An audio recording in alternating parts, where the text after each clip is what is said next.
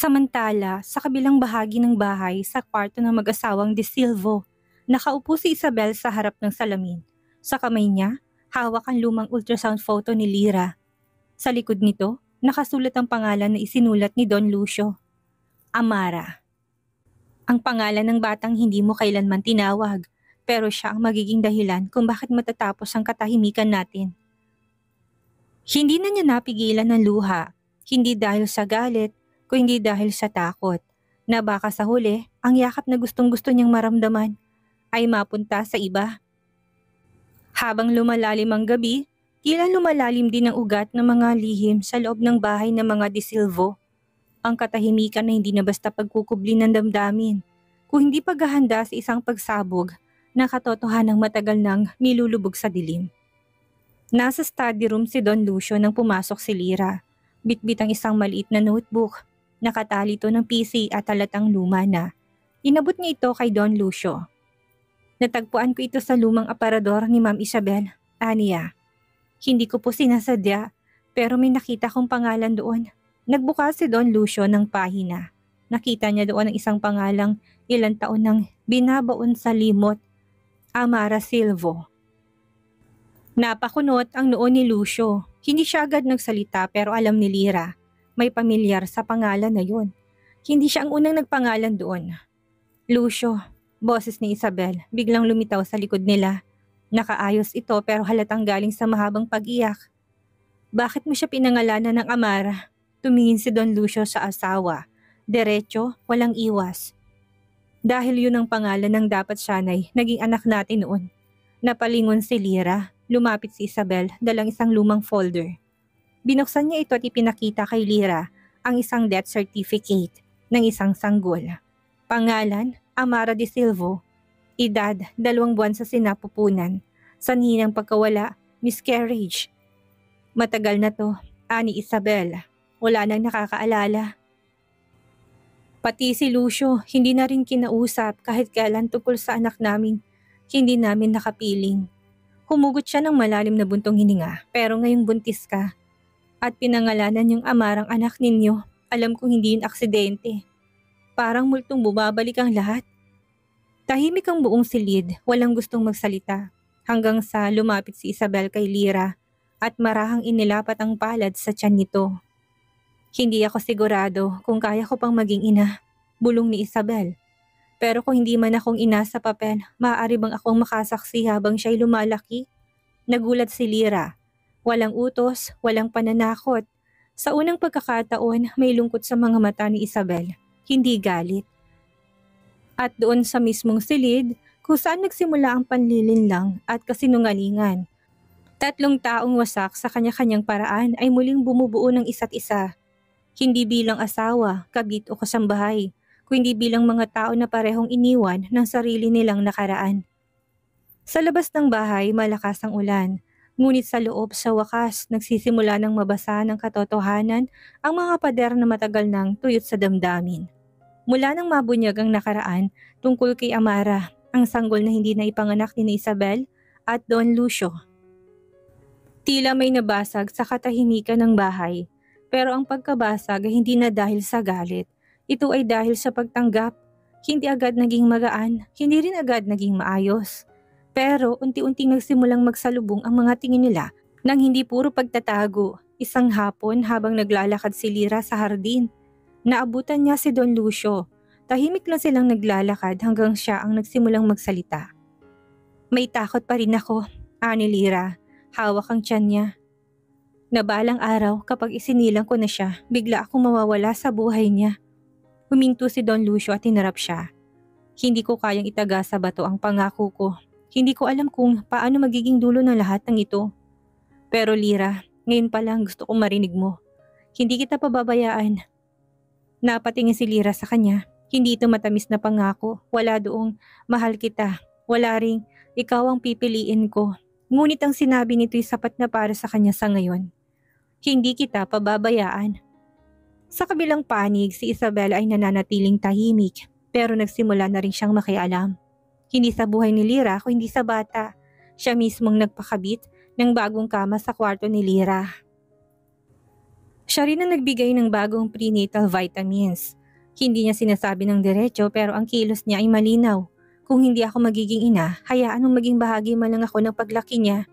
Ngunit sa gabi ring iyon habang natutulog si Lyra, may isang mensaheng dumating sa telepono ni Don Lucio. Isang hindi inaasahang boses mula sa nakaraan. Lucio, ako ito. May nalaman akong balita tungkol sa bata. Huwag mong hayaang lumabas ang pangalan ni Lyra sa birth certificate. Isa siyang kasambahay. Hindi siya karapat-dapat. Hindi kilala ni Lyra ang numero pero nabasa niyang mensahe habang kinukuha ang cellphone upang ibalik kay Lucio. Nalamig ang kanyang katawan, may bantang muli. Mula sa labas, ang tunay na laban na hindi pa tapos, ang mga pader ay bumukas na sa liwanag. Pero may aninong sumusubok muling pumasok. At ngayon ang tanong ay hindi na lamang kung sino ang ina, kung hindi sinong handang lumaban hanggang dulo para sa isang batang walang kamalay-malay sa gulo ng mundo. Hindi alam ni Lyra kung dapat ba siyang matakot o manahimik. Ang binasa niyang mensahe sa telepono ni Don Lucio ay patunay. May isang tao mula sa labas ng tahanan na ayaw siyang kilalaning ina. Hindi lang basta chismis ito. Hindi simpleng paninira. Ito ay isang tahimik na bantang maaring maging totoo. Sa papel, sa lipunan at sa batas. Sa sumunod na araw habang naglalakad siya pauwi mula sa prenatal check-up, may isang lalaki na nakaitim na kotse ang tumigil sa kanto malapit sa bahay. Bumaba ang binata. Hindi niya kilala ang muka pero ang mga mata nito parang alam ang lahat. Miss Lyra, babae pa lang magiging anak mo. Wika ng lalaki. Malamig ang tinig. Nanigas siya. Sino ka? Hindi importante pero may nagpapadala ng babala. Huwag mong piliting agawin ang hindi para sa'yo. Alam namin kung saan galing ang nanay mo. Sa isang utos, pwede naming tapusin ang koneksyong mong yan. Bago pa siya makasagot, isinara na ng lalaki ang bintana at umalis ang sasakyan. Naiwan siyang tulala sa gitna ng kalsada. Napapahawak sa tiyan, nanginginig. Nang gabing iyon, wala siyang sinabi kay Don Lucio o kay Isabel. Pero hindi siya nakatulog. Ang mga mata sa dilim ay hindi nakatang-isip. May totoong tao sa likod ng lihim. At ang pinakamasakit, baka hindi lang si Isabel ang kalaban. Baka pati ang pamilya ni Don Lucio. Ang apelyidong gustong itago, ang iskandalo ng isang kasambahay na magiging ina ng isang lehitimong tagapagmana. Kinabukasan, isang abogadong babae ang dumating sa bahay. Hindi ito inaasahan ni Lyra. Nagpakilala itong si Attorney Marquez. Ipinadala raw ng pamilya ng mga De Silvo mula sa Maynila. May dalang dokumento. Hindi ito birth certificate. Ito ay kasunduan ng katahimikan. Kapag pinirmahan mo to, Lyra, hindi mo kailanman pwedeng sabihin ikaw ang ina ng bata. Sa ospital, ibang pangalan ang itatala. Bibigyan ka ng bahay, pera at lifetime support. Pero mawawala ka sa eksena. Sa lahat ng aspeto ng buhay ng bata, tahimik si Lyra. Hindi siya umiyak, hindi siya sumigaw. Pero tinanong niyang abogado ng may kapangyarihang nagmumula sa sinapupunan. Kung kayo ang ina at sinabihan kayong magsisinungaling habang buhay, makakatulog pa ba kayo ng mahimbing? Hindi nakasagot si Attorney Marquez. Hindi dahil hindi niya kaya, kundi dahil hindi yun ang tanong na dapat sagutin ng batas. Tanong yun ng konsensya. Sa gabi ring iyon, nagsimula ng mag-impake si Lyra. Hindi niya alam kung saan pupunta. Pero alam niya, hindi siya mananahimik. Madaling araw, tahimik ang buong bahay. Ngunit ang loob ng dibdib ni Lyra ay gising na gising. Hindi sa kaba, kundi sa desisyong hindi na kayang ipagpaliban. Nakahanda ng kanyang bag. Wala doon ang lahat ng ari-arian niya, kung hindi ang mga mahalaga lang. Lumang ultrasound photo, notebook ng pangalan Amara, kopya ng kasunduan ng katahimikan, hindi pinirmahan at isang maliit na larawan ng kanyang ina. Bago siya lumabas, dumaan siya sa kwarto ni Don Lucio. Hindi na siya kumatok, iniwan niya doon ang isang sulat. Hindi ako aalis para takasan ka. Aalis ako para iligtas ang sarili ko sa mga mata, sa dilim na pilit akong binubura. Hindi ko kayang itago ang katotohanan habang buhay, Lucio. Kung totoo ang sinabi mong hindi mo ko pababayaan, hanapin mo ko. Hindi bilang kasambahay, kundi bilang ina ng anak mo. Pagbukas ng pinto sa may likod ng bahay, nagulat siya, nandun si Isabel. Tahimik, walang galit. Nagkasalubong lang ang mga mata nila. Aalis ka na? Tanong ni Isabel, tumango si Lyra. Alam kong hindi mo ko mapapatawad, dagdag ni Lyra, halos pabulong. Pero hindi ko rin mapapatawad ang sarili ko kung mananatili akong tahimik. Tumingin si Isabela sa tiyan ni Lyra. Kapag isinilang mo siya, gusto ko pa rin makita kahit saglit, kahit sa malayo. Hindi sumagot si Lyra pero sa unang pagkakataon, sa mata ni Isabel hindi siya nakita bilang kalaban, kundi bilang kapwa babae na parehong nasugatan. Lumakad siya papalayo, hindi lumingon, hindi para kalimutan, kundi para ipaglaban ang sarili niyang bersyon ng katotohanan. Sa kabilang banda, pagising ni Don Lucio, natagpuan niya ang sulat ni Lyra. Sa unang pagbasa pa lang, nanlambot ang tuhod niya. Hindi siya sumigaw, hindi siya tumawag, ngunit ang pagkabigla ay naroon. Umalis siya, sabi ni Isabel mula sa pinto. Hindi ko siya pinigilan kasi minsan ang tunay na pagmamahal hindi sa pagpipigil na susukat, kundi sa pagbibigay laya. Sa huling eksena ng gabing yun, makikitang si Lyra ay sakay na ng bus papuntang probinsya. Walang cellphone, walang plano. Pero may dala siyang pinakamahalagang bagay sa mundo, ang batang unti-unting bumubuo ng bagong dahilan para ipaglaban ang kanyang pangalan.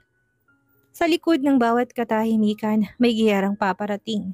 At ngayon, ito nang simula ng pangilalim na digmaan. Hindi lang sa batas, kundi sa konsensya. Lumipas ang ilang araw sa probinsya. Sa maliit na barangay sa Batangas, muling namuhay si Lyra, kasamang kanyang inang matagal na ring hindi niya nayakap. Simple ang paligid, tahimik ang mga gabi, ngunit puno ng takot ang bawat umaga. Takot na baka sundan siya. Takot na baka mawala ng karapatan sa sandaling isilang niyang kanyang anak. Takot na baka kahit gaano siya kahanda, hindi siya paniwalaan, ngunit sa gitna ng lahat ng iyon, isang bagay ang hindi niya tinatanggap. Ang matahimik habang may nagtatangka na muli siyang burahin. Isang umaga habang nananahi sa harap ng kanilang maliit na tindahan, may dumating na motor. Kilala niyang logo sa jacket na lalaki. Isang lokal na mamamahayag. Ikaw ba si Lyra Mendez? May nagsabi sa amin na isa kang kasambahay na dinadalang anak ng mayamang pamilya. Totoo ba? Nanlamig si Lyra. Ayaw niyang isa publiko to, pero ayaw na rin niyang matahimik. Hindi ako interesado sa gulo, ani Lyra. Pero kung gusto niyong malaman ng totoo, simple lang. May dinadala akong anak. Hindi siya aksidente. Hindi rin siya produkto ng kasinungalingan. Isa siyang buhay na may karapatang malaman kung sinong ina niya. Nagulat ang mamamahayag. Hindi itong dramang inaasahan niya. Walang sigawan, walang luha, pero may sigaw na totoo sa boses ni Lyra. Matatag, mapait, ngunit buo. Kinagabihan lumabas sa social media ang isang maikling video clip. Boses ng isang inang walang apelyido. Umabot to sa daan-daang shares. Hindi dahil sa iskandalo, kundi dahil sa katahimikang matapang. Marami ang nagkomento. Hindi mo kailangang maging asawa para maging ina. Kahit walang papel, ang puso ng isang ina ay may sariling lagda. Ipinaglalaban ko si Lyra. Walang babayang dapat patahimikin. Samantala, sa bahay ng mga De Silvo, nakita ni Isabel ang video habang nasa kwarto. Tahimik siya. Hindi siya nag-react, pero hindi maikakailang lungkot sa kanyang mga mata. Hindi siya galit. Ang totoo, naiinggit siya. Dahil sa dami ng taong nagmahal sa kanya noon, wala ni isa ang lumaban para sa kanya ng ganoon. Sa kabilang banda, si Don Lucio ay nakatanggap ng tawag mula sa kanyang ina, ang matriarkang may kontrol sa buong angkan ng De Silvo. Anong ginagawa mo? Alam mo bang pinagtatawanan na tayo? Pati ang pangalan ng pamilya natin nilalapastangan na ng babaeng yan. Ngunit sa unang pagkakataon hindi siya nagpaliwanag. Hindi niya nilalapastangan ang pangalan natin, Mama, ani Lucio. Pinoprotektahan niyang pangalan niya bilang ina. At sa huling eksena ng gabing iyon, makikitang si Lyra ay nagsusulat sa isang notebook habang nakikinig sa tibok ng kanyang tiyan. Anak, hindi ko alam kung kailan kita mapapangalagaan ng buo. Pero mula ngayon, hindi na ako tatahimik para sa'yo. Umuulan ng gabing iyon, malamig ang hangin sa bintana ng maliit na silid na inuupahan ni Lyra at ng kanyang ina sa probinsya. Sa isang sulok naroon ang maleta ni Lyra. Hindi na puno ng takot, kundi ng mga damit ng sanggol. Kulay puti, dilaw at berde. Mga kulay ng simula ng bagong buhay. Nakahiga siya, nakapikit pero hindi natutulog. Inaantay niya ang senyales. Alam niyang malapit na, ramdam niya. Nang biglang sumakit ang tiyan niya. Una, mahina. Pagkatapos, isa na itong buo at matalim na hilab. Ma, sumasakit na, sigaw niya. Nagmamadaling tumakbo ang ina niya at tinawag ang midwife ng barangay. Wala nang oras para sa ospital sa syudad. Sa gitna ng ulan, dinala siya sa maliit na lying-in clinic ng baryo. Habang nagle-labor, tila lumitaw lahat ng alaala. Ang unang araw niya bilang kasambahay. Ang malamig na tingin ni Isabel, ang lihim na gabi kay Don Lucio. Ang bawat hilab ay tila paalala ng mga kasinungalingan, pananahimik at pagtatanggol na ginawa niya para sa sanggol na ito. Pero sa bawat hinga, bawat kirot, isang bagay ang mas malinaw. Hindi ko na ito para sa kanila, para ito sa iyo anak. Ilang oras ang lumipas, ilang sigaw, ilang pawis, hanggang sa marinig niya ang unang iyak. Isang matinis, malakas, buhay na buhay. Baby girl Lira, malusog, malakas, ipinanganak na may lakas ng loob kagaya mo. Napaluha si Lira, nilapit sa kanya ang sanggol. Niyakap niya ito at sa pagdikit ng kanilang balat, sa unang pagkakataon, sa wakas, sinabi niya, kapag ipinanganak ka, anak kita at ngayong nandito ka na, kahit mawala ang lahat, ikaw ang panalo ko. Kinabukasan sa liwanag ng araw, pinangalanan niya ang bata, Amara Mendez, walang Di Silvo. Walang apelidong galing sa yaman pero isang pangalang may katotohanan. Amara, hindi dahil sa nakaraan kundi para sa kinabukasan. Samantala habang nasa isang board meeting sa Maynila, natanggap ni Don Lucio ang litrato mula sa isang anonymous email. Larawan isang bagong silang na sanggol. Kasama si Lira. May nakasulat sa ibaba, wala akong kapangyarihan pero meron akong anak at siya ang tunay kong pangalan. Tahimik si Don Lucio, sa paligid niya nag-uusap ang mga abogado, mga investor, mga kapatid sa angkan, pero wala siyang narinig kung hindi ang boses ng sanggol sa isipan niya. Ipinanganak na siya at wala siya doon. Matapos matanggap ang litrato ni Amara, hindi na mapakali si Don Lucio. Sa unang pagkakataon sa loob ng maraming taon, hindi politika, negosyo o pangalan ang laman ng kanyang isip, kundi isang sanggol na may mata ni Lira at labi niya. Hindi niya alam kung paano to haharapin. Wala siya doon nung ipinanganak ang anak niya, wala siyang apelyido sa birth certificate. At ang tanging iniwan sa kanya ni Lira ay litrato at tanong, pipiliin mo ba kami o pipikit kang muli? Kinagabihan, kinausap niya si Isabel habang nasa silid ng kanilang lumang bahay. Si Lira nanganak na, babae. Pinangalanan niyang Amara.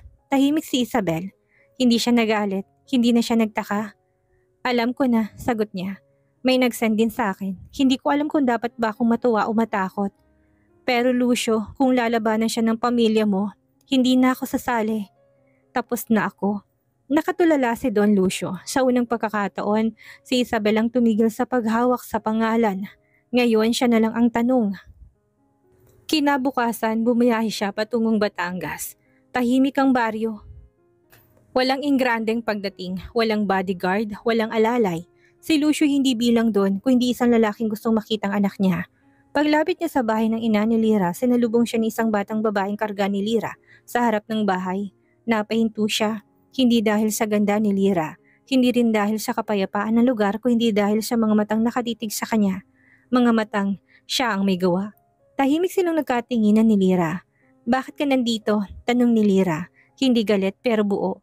Hindi na kita pipiliting bumalik, sagot ni Don Lucio. Pero gusto kong bumawi, gusto kong kilalanin siya. Hindi lang sa puso ko, kung hindi sa buong mundo. Pumunta ako para itamang hindi ko kaagad ipinaglaban. Hinayaan ni Lira na buhatin ni Lucio si Amara. Sa unang pagkakataon, nabuhat ng anak niya. Isang batang walang apelidong Di Silvo sa papel pero sa kanyang bisig, walang pag-aalilangang anak niya. Ang isang laban ay nagbabalik pero ngayon hindi na ito laban ng dalawa, kundi laban ng isang pamilya. Laban sa lumang pangalan na gusto silang patahimikin. At sa katahimikan ng hapon, isang bagong sigaw ang nagsisimula. Wala kaming yaman, wala kaming kapangyarihan, pero may pangalan kami at ito ang totoo. Sa lilim ng punong mangga sa harap ng bahay, nakaupo si Lira habang nakatingin sa mag-amang naglalaro. Si Don Lucio ngayon ay nakayukod, buhat-buhat si Amara, pinapadyak ang maliliit nitong paa. Tahimik ang paligid pero ang loob ni Lira ay puno ng tanong. Dahil ang pagkakaroon ng ama ay hindi lang basta pagbuhat o pagyakap.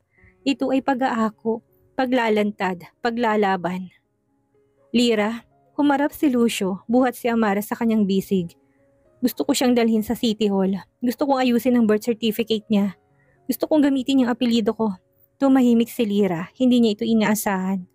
At sa totoo lang, hindi niya alam kung dapat ba siyang matuwa o matakot. Gusto mong bigyan siya ng apelyido o gusto mong bawiin siya. Dumiretso ang tingin ni Lucio. Gusto ko siyang bigyan ng apelyido, hindi niya kailangang ikahiya, pero hindi para burahin ang pangalan mo. Kinagabihan habang natutulog si Amara sa gitna nilang dalawa, muling humarap sa isa't isa sina Lyra at Lucio. Tahimik. Puno ng alalahanin pero malinaw ang mga mata kapag ginamit niyang apelyido mo. Matatakot ako mawala siya sa akin. Hindi kita kayang burahin sa buhay niya, Lyra, sagot ni Lucio. Alam mo kung bakit? Bakit? Kasi kahit na anong apelyidong gamitin niya, ikaw ang pangalan niya, ikaw ang una niyang nakita. Ikaw ang boses na narinig niya mula sa loob ng sinapupunan. Ikaw ang tinig ng tahanan at walang batas. Walang papel ang pwedeng pumalit sa'yo. Kinabukasan magkasama silang pumunta sa munisipyo. Naglakad sila sa loob ng civil registry. Hindi bilang amo at kasambahay, kundi bilang magulang. Hindi nagmamadali, hindi nagtatalo. Walang engranding pahayag pero may kasunduang mas totoo kaysa sa mga dating papel na ipinipilit sa kanila. Sa birth certificate ni Amara, sinulat nila, Ina, Lyra Mendez. Ama, Lucio de Silvo. Pangalan, Amara Mendez de Silvo. At sa pagbuhos ng tinta sa papel, sa wakas ang batang isinilang sa katahimikan ay nagkaroon ng pangalang buo. Hindi perpekto pero pinaglaban. Sa labas ng City Hall habang buhat ni Lirang anak, lumapit si Lucio at marahang hinawakan ang likod ng kanyang kamay. Simula ngayon, hindi na lang tayo nakatingin sa kahapon. May apelyido na siya. Ngayon, tanong na lang, handa na ba tayong buuin ng isang tunay na pamilya? Kahit sa paraang hindi inaasahan ng mundo. Hindi pa man natutuyo ang tinta sa birth certificate ni Amara, kumalat ng balita. Sa Maynila, sa loob ng mga opisina ng mga De Silvo, may bagong krisis. Hindi negosyo, hindi politika, kundi pangalan, isang kasambahay, isang sanggol, at isang desisyong nilagdaan ng panganay na anak ng angkan. Lucio, anong ginagawa mo? Tanong ng kapatid niyang si Mateo, kasalukuyang CFO ng kumpanya. Gagawin mong lehitimong tagapagmanang anak ng isang empleyado. Ang ginagawa ko, sagot ni Lucio, ay hindi para sa kumpanya, kundi para sa anak ko. Kung problema sa yaman ang pinangangalagaan niyo, huwag kayong mag-alala. Hindi ko kailangan ng pangalan niyo para buhayin siya. Pero ang board ng De Silvo hindi mananahimik. Nakatanggap si Lucio ng formal letter. Pinalalakas mo muli ang isang dating iskandalo. Pumipirma ka ng kapahamakan para sa buong pamilya. Kung itutuloy mo yan, hindi lang pangalan mong mawawala, pati position mo sa kumpanya. Samantala sa Batangas, muling nag-viral ang kwento ni Lyra. Ngayon ay mas matapang na. Mula sa simpleng kasambahay na ina ng anak ng amo, siya na ngayon ang simbolo ng inang piniling lumaban kahit walang kapangyarihan. Mga pahayag sa social media para sa mga lira ng lipunan, ang pagiging inay hindi nasusukat sa estado. Wala ka mang yaman pero may lakas kang hindi kayang bayaran ng kahit na anong apelyido. Pero kasabay na suporta, may paring pananakot. Isang araw may dumating na sulat sa bahay nila sa probinsya. Magsimula ka ng magtago, Lyra, dahil hindi lang pangalan ang pwedeng bawiin, pati ang anak. Hindi niya pinakita kay Lucio, hindi dahil sa takot, kundi dahil ayaw niyang gamitin ito para ilapit sa kanyang lalaking minsang naging bahagi ng pagdurusa niya. Kaya kong lumaban para sa anak ko, kahit ako lang. Ngunit sa Maynila, isang desisyon ang pinaplansya. Ang pamilya De Silvo ay magsasampa ng petition for custody laban kay Lyra. Gamit ang argumento ng financial stability, emotional welfare at future security ng bata. Isang labang legal, isang labang malinis sa papel ngunit marumi sa intensyon. At sa dulo ng kabanatang ito, habang nilalaro ni Lyra si Amara sa sala, biglang nagring ang telepon niya, si Lucio. Lyra, nagsampa ng kaso ang pamilya ko at hindi lang ikaw ang target nila. Pati ako, pero kung haharapin natin to, gusto kong malaman mo, lalaban ako hindi bilang De Silvo, kundi bilang ama ni Amara, at kasama mo bilang ikaw si Lyra. Mainit ang araw ngunit malamig ang loob ni Lyra habang papasok sa korte. Suot niya ang pinakasimpleng puting bestida, walang alahas, walang make-up. Wala siyang personal na abogado, kundi isang public defender na pinakilala lang sa kanya 2 araw bago ang hearing. Sa kabilang panig ng silid, maayos, maliwalas at punong-puno ng legal team ang hari ng pamilya de Silvo. Nandoon si Mateo, nandoon ang matandang Donya na tila hindi man lang tumitingin sa direksyon ni Lyra. Si Lucio, tahimik lang sa likod niya, walang dalang kapangyarihan. Ang tangi lang niyang hawak ay ang pagpanig sa katotohanan. Ang kaso, petition for custody and sole parental authority. Ang argumento ng mga de Silvo, walang sapat na kabuhayan si Lyra. Wala siyang permanenteng tirahan. Walang lehitimong kasal kay Lucio at higit sa lahat, unstable environment. Daw ang kayang ibigay ng isang babaeng galing sa ilalim ng lipunan. Tinawag si Lyra sa witness stand. Tahimik ang lahat, maging si Isabel na naroon din na hindi makatingin ng diretso. Para siyang panauhin sa isang gyerang wala siyang alam kung paano natapos sa ganito. Miss Mendez, sabi ng abogado ng de Silvo, kung mahal mo ang anak mo, bakit mo siya ipinanganak sa probinsya? Sa isang lying-in clinic at hindi na sa isang maayos na ospital? Dahil sa panahon na yon, sagot ni Lyra, hindi nanginginig. Wala akong pera, wala rin akong proteksyon. Pero ang meron ako ay kagustuhang iligtas siya. Hindi ko siya isinuko, hindi ko siya pinalitan ng katahimikan para sa kapalit ng kaginhawaan. Tumahimik ang silid. Hindi ko kayo kayang tapatan sa titulo, sa yaman o sa pader ng korte. Pero ako ang nagdala sa kanya sa sinapupunan. Ako ang gising sa gabi kapag umiiyak siya at ako ang una niyang ngiti. Hindi ang mga papel ninyo. Hindi ako perpektong ina, pero akong ina niya. Pagkatapos ng hearing, hindi pa itong desisyon. Pero naramdaman ng lahat, lalo na si Doña Elvira de Silvo, ang matriarka, na may bagay silang hindi mabibili. Ang loob ng isang ina na kahit walang kasal, walang pera at walang titulo ay hindi natitinag.